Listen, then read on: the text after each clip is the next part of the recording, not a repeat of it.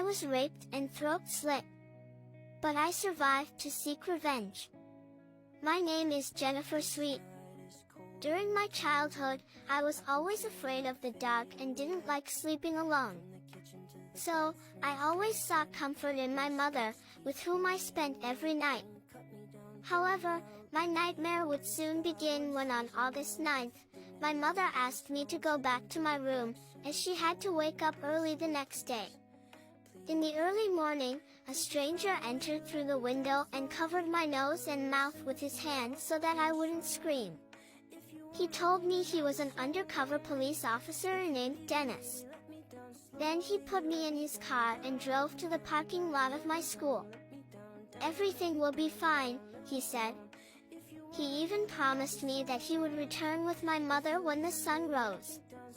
But I knew something was wrong when he drove his car towards the forest.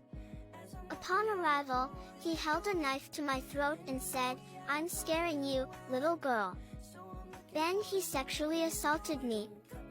Afterwards, he tried to suffocate me with his own hands and attempted to break my neck by squeezing as hard as he could. I lost consciousness, and then he slit my throat from ear to ear. Thinking I was dead, he dragged my body and left me on a pile of leaves. But I was still alive. I heard him walk away and close the car door as he left. I tried to seek help, but I couldn't. The wound on my neck prevented me from screaming, so I could only cover it with my hand. In the morning, I was found by some children and quickly taken to the hospital. My condition was very critical, but in the following days, I was able to write down in detail what had happened. I detailed his full name, the excuse he gave me for getting into the vehicle where I was, the dents it had, how many beers he drank, and the brand of cigarettes he smoked. I made a physical description of him.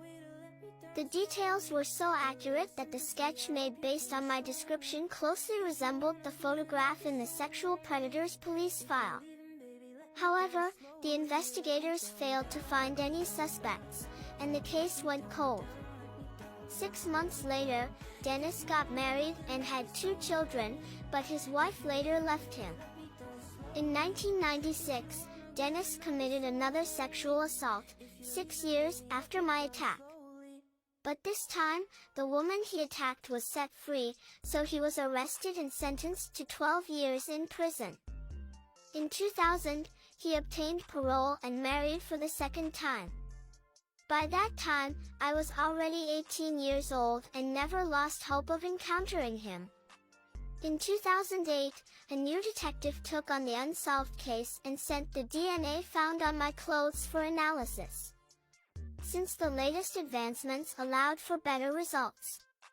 This process took many months until there was a match with Dennis Bradford in October 2009, who was already on file and convicted for the kidnapping of a woman and currently free. During the interrogation, Dennis said that not a day went by without him thinking of me. He said that I was innocent and he was sick. After recounting the events and calling himself a wild animal, he said he didn't know why he slit my throat. He did it without any reason. And when the police told him I was alive, he simply broke down in tears and thanked God. When he was caught, I held a press conference where I said I was not a victim but a victor. That was a great day for me. I wanted to see it through to the end. But the hope of seeing him face justice was shattered on May 10, 2010, when Dennis hanged himself in his cell. You chose the wrong 8-year-old, 45-pound girl to try to kill. After closing that chapter in my life, I started a family because I had already achieved my main goals. One was to find the man who nearly killed me, and the other was to share my story with as many people as possible, hoping that other surviving victims of violent crimes would also come forward and report.